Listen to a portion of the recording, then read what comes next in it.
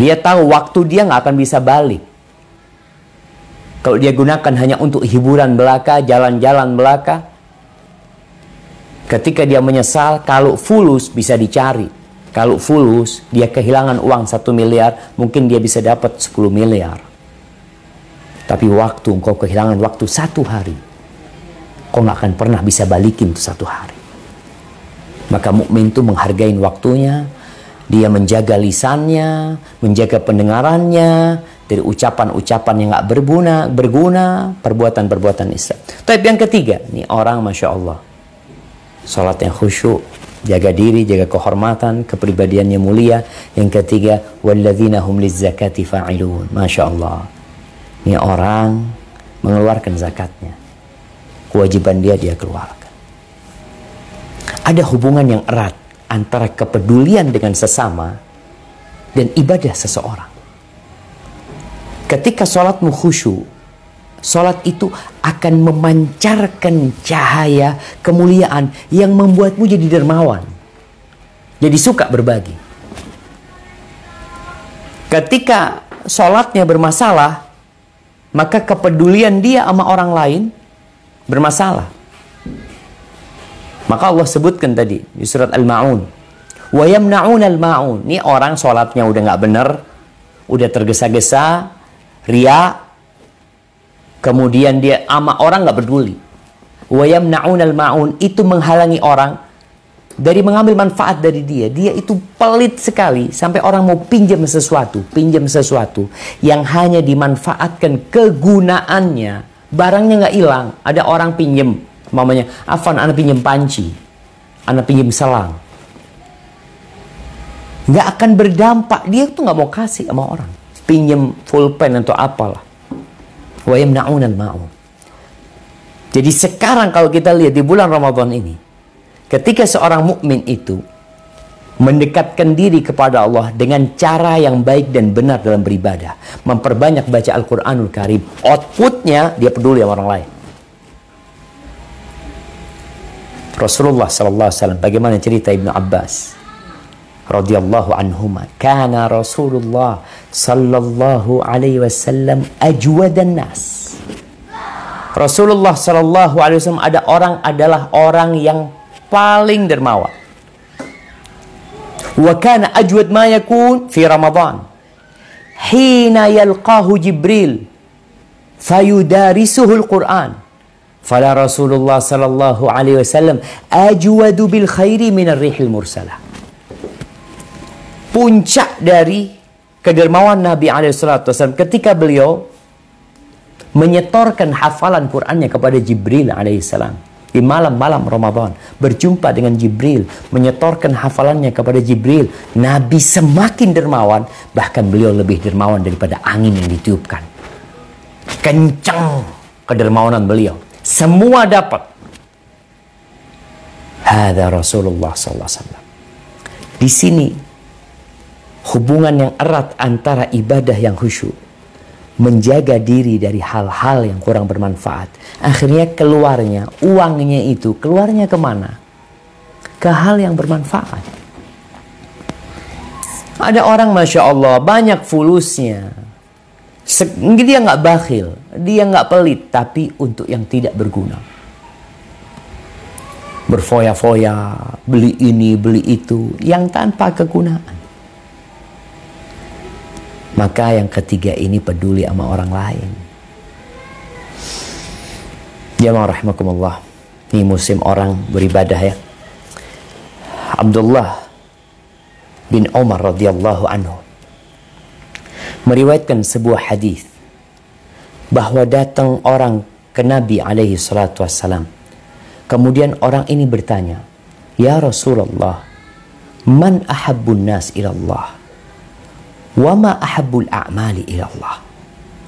Wahai Rasulullah, apakah atau siapakah manusia yang paling dicintai Allah? Dan amalan apakah yang paling dicintai Allah Azza wa Jalla? Dalam lafaz lainnya disebutkan man khairun nas. Siapa orang yang terbaik, the best, orang paling sukses itu siapa sih? Apa jawab Nabi alaihi salatu wassalam? Beliau mengatakan, Ahabbun nas ilallah anfa'uhum linnas. Ini di antara orang-orang yang beriman, yang paling dicintai Allah adalah yang paling bermanfaat buat orang lain. Sesuai dengan kadar manfaat yang engkau berikan kepada orang lain, seperti itu cinta Allah kepadamu.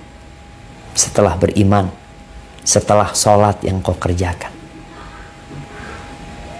maka kita bisa ngelihat nih, apa yang manfaat yang aku berikan kepada orang lain. Jangan kau tanyakan apa yang Indonesia berikan kepada aku, tapi apa yang kau berikan kepada Indonesia. Jangan bertanya apa yang diberikan tetangga kepada dirimu, tapi apa yang kau berikan kepada mereka. Ketika kau bekerja di sebuah perusahaan atau bekerja di sebuah yayasan, lembaga pendidikan, tanyakanlah apa yang kau berikan kepada yayasan, bukan apa yang diberikan yayasan kepada dirimu. Orang yang paling dicintai Allah adalah yang paling bermanfaat buat orang lain. Tuh, ini kalau manusianya. Gimana amalannya? Wa ahabbul a'mal ilallah azza wa jal sururun tudkhiluhu ila muslim. Amalan yang paling dicintai Allah adalah kegembiraan yang engkau transfer ke seorang muslim. Ditransfer. Idkhal ini dimasukin jemaah. Yang kau masukkan kepada seorang muslim. Ini orang lagi susah sekarang nih, masa pandemik, banyak orang susah. Bagaimana caranya engkau tidak harus berbagi harta, tapi engkau bisa berbagi kegembiraan sama tuh orang. Yang awalnya sedih, yang awalnya bingung, yang awalnya tidak tahu apa yang harus dilakukan, engkau ucapkan sebuah ucapan buat dia. Atau engkau gerakkan tanganmu kepada dia, kemudian dia jadi bergembira.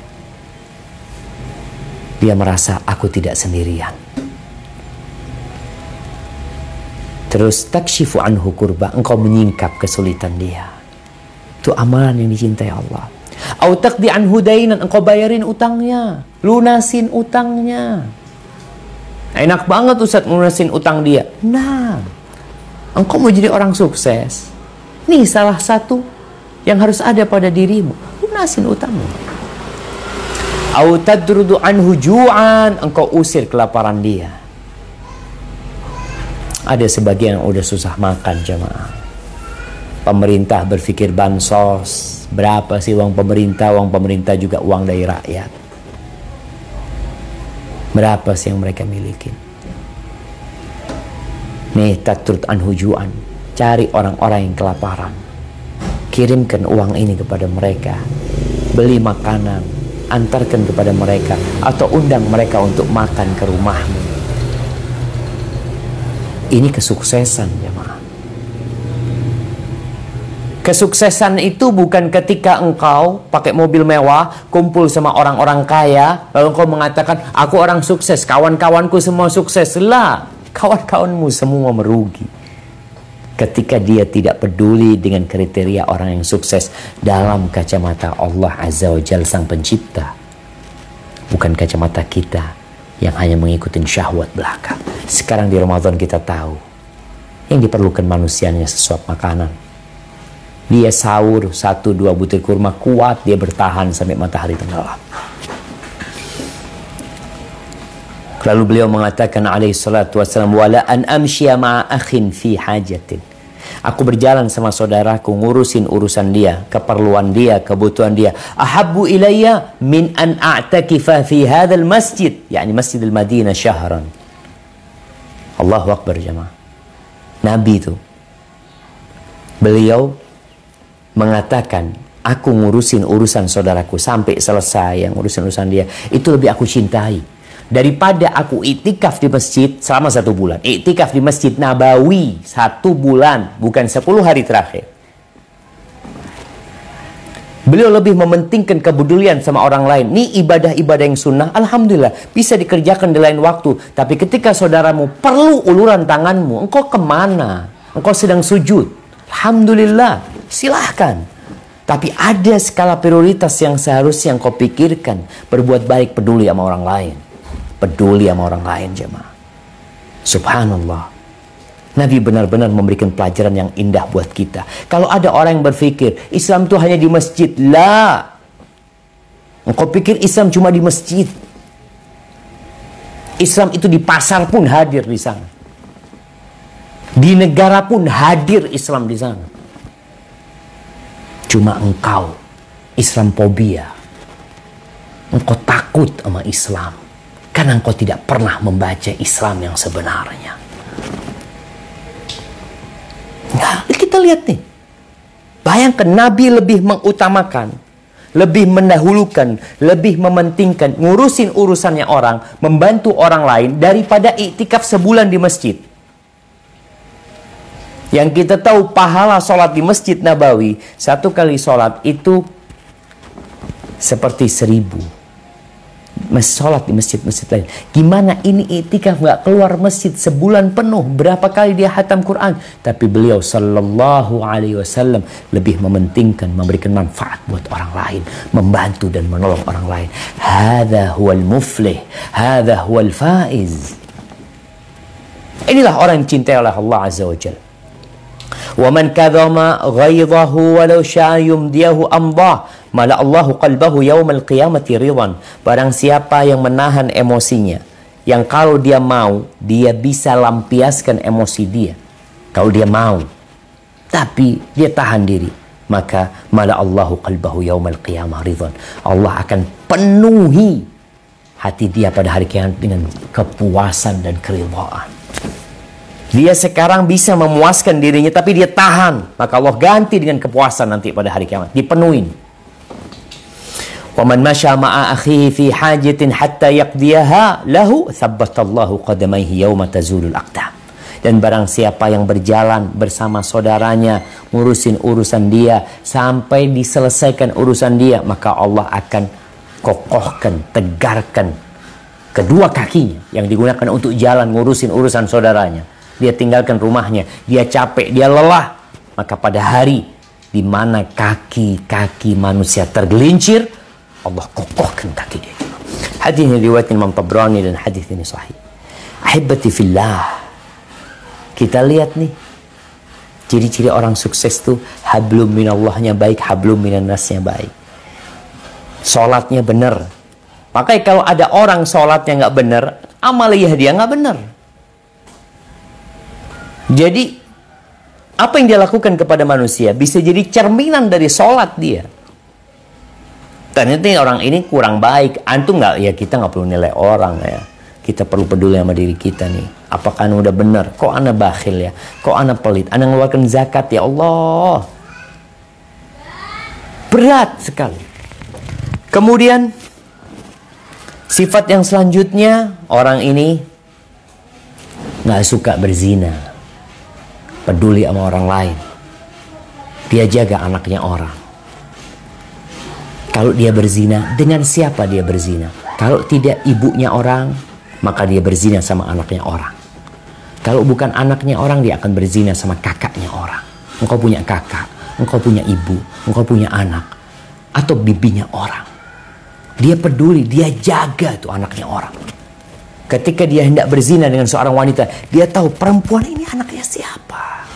Apa engkau mau putrimu dibeli sama orang seperti engkau membeli orang itu? Apa engkau mau ibumu, engkau berzina sama ibu orang, engkau mau ibumu dizinain orang juga? Maka orang yang sukses benar-benar dia peduli dengan orang lain, tapi dia takut sama Allah Azza wa Jalla pada hakikatnya. Sehingga tatkala ada seorang minta izin berzina, pemuda minta izin berzina, dia tahu zina itu haram hukumnya, tapi dia orang yang terfitnah dengan wanita, maka dia minta izin untuk berzina kepada Nabi SAW. Dia mengatakan, ya Rasulullah, idzan li bizina, izinkan aku untuk berzina. Ini sebuah ungkapan di depan para sahabat. Marah para sahabat. Kok kayak gitu kau? Akhirnya Nabi SAW mengatakan, udnu, sini, kau mendekat. Disuruh dekat ya ma. Lalu Nabi bertanya, beberapa pertanyaan. Orang ini tahu zina haram. Ingat, Hukum dia tahu. Tapi syahwat dia tidak mampu dia kontrol. Dia lemah. Karena ada keimanan yang lemah sehingga dia dibodohin sama syahwatnya dia sendiri. Maka Nabi bertanya kepada dia. Setelah dekat sampai Nabi bisa menyentuh dada dia. Nabi mengatakan, "Atardahu li ummik." Mau kamu ibumu dizinain sama orang? "La ya Rasul, mana mungkin aku mau." "Enggak lah. Demi Allah aku enggak mau. Semoga Allah menjadikan aku tebusanmu." "Walan nas yardawna li ummahatihim." Engkau tahu orang-orang itu juga enggak mau ibunya dizinain. Enggak mau orang-orang. "Taib atardahu li bintik." Engkau mau putrimu dizinain orang? "Putriku." "Ya enggak Rasul sallallahu alaihi wasallam." Orang juga enggak mau putrinya dizinain orang. "Atardahu li ukhtik." Engkau mau saudarimu, kakak perempuanmu, adik perempuanmu dizinain orang? Engkau mau? Tahu-tahu kakakmu diboking sama orang, adikmu diboking sama orang, ibumu diboking sama orang, putrimu diboking sama orang. Engkau mau? Kata sahabat, "La ya Rasulullah, mana mungkin aku mau." Maka Nabi mengatakan, orang juga nggak mau saudarinya dizinain. "Adardahu li ammatik." Engkau mau bibi perempuanmu diboking orang, dizinain orang? Engkau mau? Enggak ya Rasulullah. Orang juga nggak mau bibinya dizinain orang. Saudari ibumu, engkau mau dizinain orang? La. Nabi mengatakan, "Walan nas yardawna li ummahatihim." Nabi menumbuhkan kepedulian kepada orang ini, bahwasanya perzinaan ini adalah merusak masyarakat, menurunkan azab dari langit, dan membuat masyarakat jadi kotor, rusak. Kemudian mereka tidak saling peduli. Maka Allah sebutkan orang-orang yang sukses, dia itu menjauhi perzinaan. Dia punya istri, dia punya budak, udah dia cukupkan. Subhanallah, nggak ada alasan kau berzina. Kau berzina sama ibunya orang, kau berzina sama putrinya orang, kau berzina sama kakaknya orang, kau berzina sama bibinya orang, dan orang-orang itu pun pada hakikatnya tidak ridho. Apakah engkau ridho? Suatu hari, malam ini engkau berzina dengan ibunya orang, besok malam ibumu dizinain orang, putrimu dizinain orang. Kemudian Allah sebutkan di sini, walladzina hum li amanatihim wa ahdihim ra'un. Tuh orang sama amanah, sama janjinya, dijaga sama dia, dikerjain. Kita ini di masa orang-orang sudah nggak amanah lagi. Makanya sampai KPK itu urusan pembagian bansos ini, dana yang untuk COVID-19 ini, sampai mereka mengatakan tolong diawasin, jangan sampai salah ya, jangan sampai bocor atau macam-macam. Nah, haibati fillah, jangan engkau pikir ketika engkau makan hartanya orang, amanah itu yang seharusnya engkau tunaikan, engkau berkhianat. Tapi itu membuat dirimu kaya, membuat dirimu mendapatkan jabatan yang terus menjabat. Engkau sejatinya orang yang sengsara. Amanah, perjanjian dijaga. Walladzina hum ala salawatihim yuhafizun. Mereka yang menjaga salatnya. Kekhusyuan penting, tapi penjagaan kepada salatnya ditambah dengan salat-salat sunnah. Inilah orang-orang yang sukses. Ulaika humul warithun alladzina yarithuna al-firdaus hum fiha khalidun. Ahibati fillah, ini orang-orang pewaris surga. Kenapa dikatakan dia mewarisi surga? Disebutkan dalam sebuah athar bahwasanya dalam sebuah hadis, Ibnu Katsir menyebutkan ketika mentafsirkan ayat ini, hadis tersebut, bahwasanya setiap hamba itu memiliki dua tempat. Satu tempat di surga, satu tempat di neraka. Ketika dia beriman, maka dia akan masuk surga. Ketika ada orang yang kafir, maka dia akan masuk neraka, dan tempatnya di surga akan diwarisi oleh orang-orang yang beriman. Ini orang yang sukses, jemaah. Ketika mendapatkan surga yang luasnya seluas langit dan bumi. Makanya ketika Allah mengatakan wasari'u ila maghfiratin min rabbikum wa jannatin 'arduha as-samawati wal ard u'iddat lil muttaqin. Tuh, bersegeralah engkau. Bersegeralah sungguh-sungguh, yang giat, yang tekun, semangat. Mau kemana kita tergesa-gesa? Iya, menuju ampunan Allah Azza wa Jalla. Menuju ke surga Allah yang luasnya seluas langit dan bumi, yang disediakan buat orang-orang yang bertakwa. Dan kita di bulan Ramadan sedang menuju untuk menjadi orang yang bertakwa. Siapa orang-orang bertakwa? Alladzina yunfiquna fis sarra wad-dharra wal kadhimina al-ghaidh wal 'afina 'anil nas wallahu yuhibbul muhsinin. Itu orang-orang bertakwa adalah orang-orang yang suka berbagi. Suka duka dia bagi, dia kasih. Itu orang yang bertakwa. Bukan tatkala dia punya kelebihan harta saja dia berbagi. Lah, ketika dalam kondisi susah, dia lihat ada orang lain yang lebih susah. Bagaimana Umar bin Khattab radhiyallahu taala anhu, dia makan, kadang-kala makannya cuma zait, minyak. Dia makan roti mungkin sama minyak. Udah dia makan. Dia bukan menghalangi dirinya dari makan minyak samin. Enggak dia. Sampai orang-orang itu dapat makan. Ini pemerintah yang adil. Ketika itu tahun 18 Hijriah terjadi Amr Ramadah. Paceklik yang membumi hanguskan peternakan dan pertanian mereka sehingga orang hidup dalam kesulitan. Sampai perutnya Umar itu bunyi. Krr, krr, krr. Kata Umar bin Khattab, takar-karak. Silahkan kau bunyi. Nggak ada makanan selain itu buat engkau. Hatta yahyan nas, sampai orang-orang hidup. Maka sekarang nih saatnya kita berbagi. Peduli sama orang-orang di sekitar kita. Khususnya kerabat kita. Nih teman-teman yang sukses, tolong dipikirkan, ditanya kerabatnya. Gimana kondisi dia. Ketika engkau punya kelebihan rezeki, transfer buat mereka. Tetangga kita yang dekat sama kita, peduli sama mereka. Orang-orang soleh yang di kampung kita ya, yang juga terdampak, kita harus peduli sama mereka. Maka engkau akan menjadi pewaris surga Allah Azza wa Jalla. Hadza wallahu a'lam bishawab. Mungkin kita masuk ke sesi tanya jawab. Anda kembalikan ke Ustaz Ega. Fadhal Ustaz. Ustaz, jazakallah khairan terhadap Ustaz atas nasihat dan juga tausiahnya yang diberikan pada sore hari ini. Kepada pemirsa sekalian, bagi yang punya pertanyaan dipersilahkan bisa langsung lewat Zoom, lewat raise hand atau lewat chat. Lewat chat nanti bisa dibacakan langsung kepada Ustaz. Baik, silakan yang punya pertanyaan.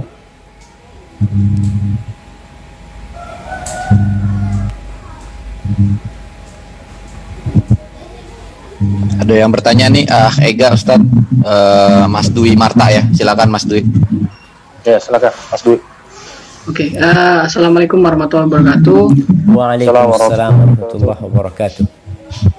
Nah, Ustadz, yang Anda mau tanyakan itu pada saat kondisi pandemi saat ini berlangsung, Ustadz, pada saat kita ingin berbagi dengan tetangga dan sebagainya itu terkadang muncul rasa tidak enak, Ustadz. Barangkali seperti saya sendiri masih merasa muda, kemudian membantu orang-orang di sekitar, tetangga-tetangga yang notabene jauh lebih tua itu terkesan ada sedikit rasa dalam hati itu nampak tidak hormat atau bagaimana, Ustaz? Itu bagaimana mensiasatinya, Ustaz? Jazakallah khairan. Barakallahu fikum. Baik, Anda langsung jawab Ustaz Ega. Langsung dijawab. Baik, jamaah rahimakumullah. Iya. Al-haya'u syu'batun minal iman. Rasa malu itu bagian dari keimanan. Memang kadangkala tatkala kita berbagi dengan orang yang kita anggap dia lebih tua dari kita, kok nggak enak ya Allah, malu ini itu. Tapi mau tidak mau kita harus bantu mereka. Tinggal caranya bagaimana. Kita bisa pakai nama samaran. Antum datang ke tetangga, antum umpamanya namanya, siapa namanya tadi yang tanya? Siapa? Dwi Ustaz. Dwi. Dwi. Ya. Antum datang, jamaah afwan, tetangga ini ada pembagian sembako dari Pak Abdurrahman. Ana suruh nyampaikan ke sini. Pak Abdurrahman itu antum kan Abdurrahman, antum Abdullah, antum hambanya Allah Azza wa Jalla. Nggak perlu tahu antum yang ngasih sama mereka. Antum jadi utusannya antum sendiri. Ini juga untuk menjaga supaya orang-orang tidak memuji-muji antum. Oh, makasih banyak ya kirim salam sama Pak Abdurrahman. Kadang-kala seperti itu mereka, padahal antum sendiri Pak Abdurrahmannya. Itu bagi-bagi kepada mereka tanpa mereka harus tahu. Kemudian sekarang juga bisa via online. Nggak tahu, kalau nggak salah di Jakarta atau di Bodebek ini sudah bisa pesan makanan itu langsung diantar ke rumahnya orang-orang itu. Ini juga kita beli, kita belanja. Kita belanja ini, itu, macam-macam kita transfer, udah dikirim ke sana. Siapa? Oh, tadi ada fulan yang kirim. Nggak perlu dia tahu antum. Dan kalau bisa, orang itu juga kirim ke rumah antum. Supaya orang tidak berpikir, oh antum yang kirim. Enggak, antum pun dapat. Alhamdulillah, ana juga dapat nih. Alhamdulillah, Masya Allah. Antum dapat dari diri antum sendiri. Artinya kita berusaha untuk berbuat baik tanpa menyinggung perasaan orang tersebut. Tadi karena kan nggak enak. Kadang-kala orang jadi tersinggung gitu ya. Dan ini terjadi. Kita itu membantu orang kadang-kala takut nanti dia merasa direndahkan atau apa. Ya udah, banyak cara insya Allah. Mudah-mudahan dengan cara seperti itu antum bisa membantu mereka dan mereka pun tidak malu ketika berjumpa dengan antum karena merasa dibantu sama antum. Hada wallahu a'lam bishawab. Nah.